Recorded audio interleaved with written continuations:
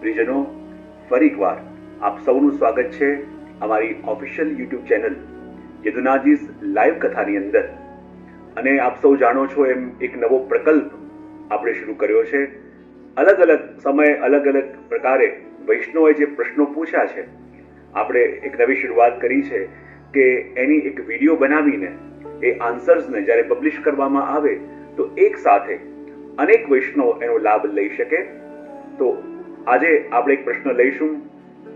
હમણાં જ કોઈ વૈષ્ણવ મને પૂછતું હતું કે અમારા ઘરના બાળકો વારે વારે પૂછે છે કે એકાદશીનો વ્રત શા માટે કરવું જોઈએ, અને એકાદશીનું વ્રત આપણે કરીએ એ વાત ખાલી શાસ્ત્રોમાં લખી છે એટલે કે એની પાછળ કોઈ લોજિક પણ છે, અને એ લોજિક અમને સમજાય તો અમે કરવા તૈયાર છીએ. તો જુઓ, આપણે ત્યાં ઋષિ મુનિઓએ, આપણા શાસ્ત્રોએ જે પણ કરવાનું કહ્યું છે એની પાછળ આધ્યાત્મિક કારણોની સાથે સાથે એક સ્વસ્થ રીતે જીવન જીવવું એની એક સિક્રેટ પણ રહેલી હોય છે. હવે જ્યારે આપણે એમ કહીએ કે એકાદશીમાં વ્રત કેમ કરવું, અને આપણા પુષ્ટિ માર્ગમાં કહેવાય ને કે જ્યારે વ્રતની વાત આવે તો આપણે ત્યાં માત્ર આટલા વ્રત યાની આટલા ઉપવાસ કરવાની આજ્ઞા આપણા ત્યાં છે. 4 જયંતી અને એકાદશીના વ્રત. એના સિવાયના બીજા બધા વ્રતો જે લોક પ્રચલિત છે એ વ્રતોનું આપણે ત્યાં એટલું મહત્વ નથી રહેતું, સિવાય 4 જયંતી અને એકાદશીનો ઉપવાસ, એકાદશીનું વ્રત. હવે આપણને લાગે કે આ એકાદશીના દિવસે અન્ન ન લેવું, એકાદશીના દિવસે ઉપવાસ કરવો, એની પાછળના કારણ શું છે, શા માટે કરવું જોઈએ? અને પ્રશ્ન ન જાગતો હોય તો મનમાં જાગવો પણ જોઈએ. આજે યુવાનો જ્યારે પ્રશ્ન પૂછે તો માતા પિતા કહે છે કે ના, આવું ન પૂછાય, આમ ન કહેવાય. પણ હવે તો હું જોઈ રહ્યો છું કે યુવાનોની અંદર પણ જિજ્ઞાસા જાગી છે. એ લોકો જાણવા માંગે છે, પણ આપણે એ વસ્તુ એમને જેવી રીતે એમના ગળે ઉતરે આપણે કહેતા નથી.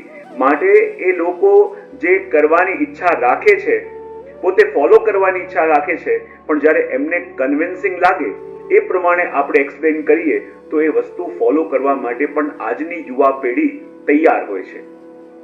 તો આપણે ત્યાં પહેલા એનું આધ્યાત્મિક મહત્વ જોઈએ તો ભાગવતજીની અંદર વર્ણન આવે છે કે જ્યારે પરીક્ષિત અને કલયુગનો સંવાદ થયો અને કલયુગે પરીક્ષિતને કહ્યું કે મને રહેવા માટે અમુક જગ્યાઓ આપો.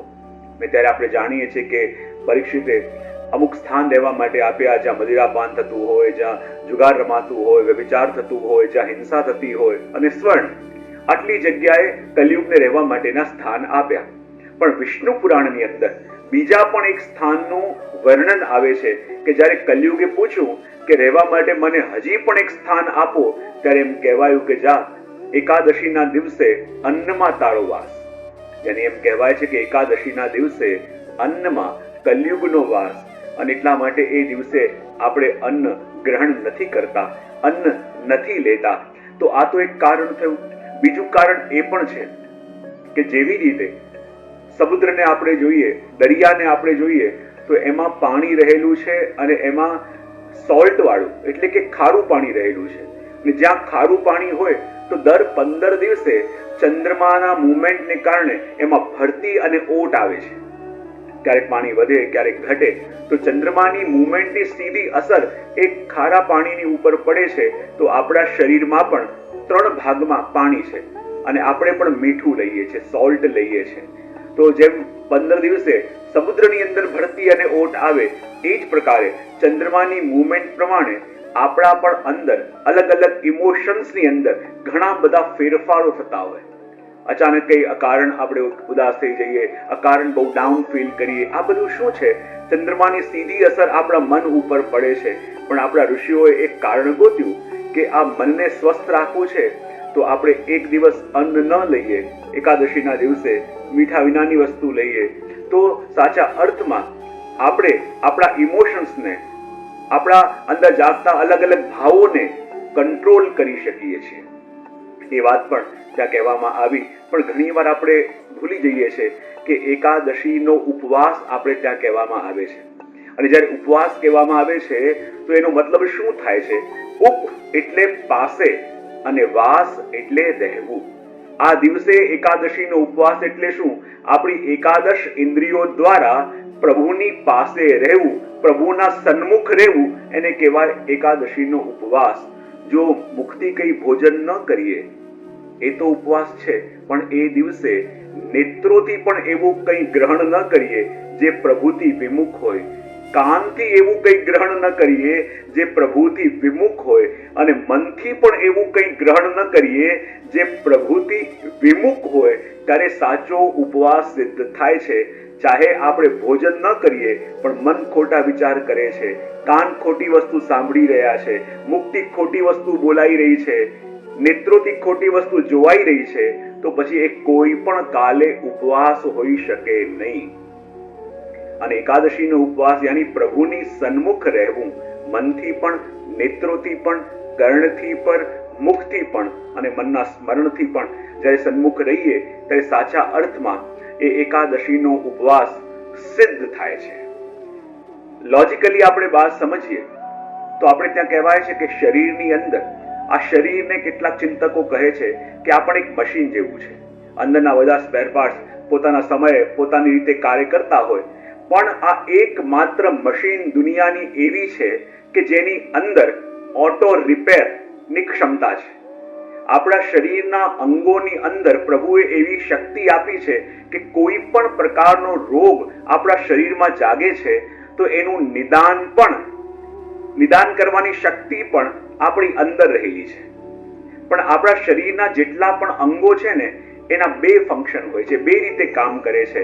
યા તો એ ભોજનને પચાવવાનું કામ કરતા હોય, યા પછી આ શરીરના રોગોને હીલ કરવાનું, શરીરના અવયવોને રક્ષિત કરવાનું, સુરક્ષિત કરવાનું, એને રિપેર કરવાનું.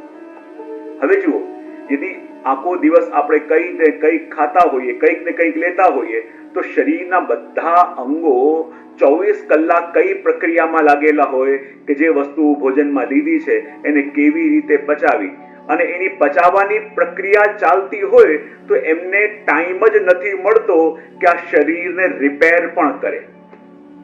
એટલે આજકાલ ઉપવાસની અને ફાસ્ટ કરવાની એક આખી થેરેપી ડેવલપ થઈ છે, અને એ લોકો એમ કહે છે કે અઠવાડિયામાં પણ એક દિવસ આપણે પૂરો ઉપવાસ કરીએ તો એમ કહેવાય છે કે કેન્સર સુધીના જે સેલ હોય છે એ આપોઆપ આપણા શરીરની અંદર રિપેર થવા લાગે.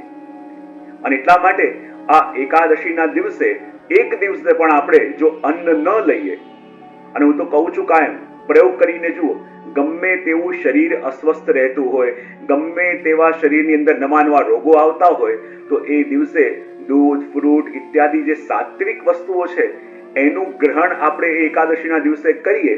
તમે પોતે જોજો કે તમારું શરીર જે આખું મહિનો, આખું વર્ષ ખાલી ભોજન પચાવવા માટે જ કાર્ય કરતું હતું, એને અવસર નહોતો મળતો કે શરીરને રિપેર કરવાનું કામ પણ કરે. પણ 15 દિવસે આપણે એક દિવસ એકાદશીના દિવસે આ શરીરને એવો મોકો આપીએ વ્રત કરીને કે આ શરીરના રોગોને રિપેર કરે, શરીરની અંદર આવેલી કમીઓને એ ઠીક કરે, તો આપણે આપોઆપ સ્વસ્થ થવા લાગીએ. એવી સિસ્ટમ પ્રભુએ આપણા શરીરમાં આપી છે, પણ આપણે એનો ઉપયોગ કરતા નથી. અને એટલા માટે આપણા ઋષિ મુનિઓએ ખૂબ જાણી અને સમજીને આ એકાદશીના વ્રત, આ અલગ અલગ પ્રકારના વ્રતો, ઉપવાસો આપણને બતાવ્યા છે. હવે ઘણીવાર આપણે કહીએ તો પ્રશ્ન મનમાં જાગે, અને ઘણા કહેશે શું કરીએ, અમે પણ વ્રત કરવા માંગીએ છીએ પણ અમારે તો ડાયાબિટીસ છે, અમારું શરીર શ્વાસ નથી આપતું, તો પછી ભૂખ્યા રહીએ, કંઈ ન લઈએ તો શરીર વધારે બગડે, તો શું કરવું? તો જો આપણે ત્યાં પુષ્ટિ માર્ગમાં એક વસ્તુ બહુ ધ્યાનથી સમજજો. આપણે ત્યાં મુખ્યતા છે ભગવત સેવાની, અને એવા કોઈ સાધન કે જે સાધન કરીને ભગવત સેવા છૂટે તેવા સાધનો એ વખતે આપણે ત્યાં ગૌણ બની જતા હોય છે. અને કદાચ એવું લાગે કે એકાદશીના દિવસે કે બિલકુલ ભૂખ્યા રહેવાતું નથી, તો આપણે ત્યાં અન્ન કોને કહેવાય? આપણે જે ચોખા, ભાત, રાઈસ કહીએ ને, એને આપણે ત્યાં અન્ન માનવામાં આવ્યું છે.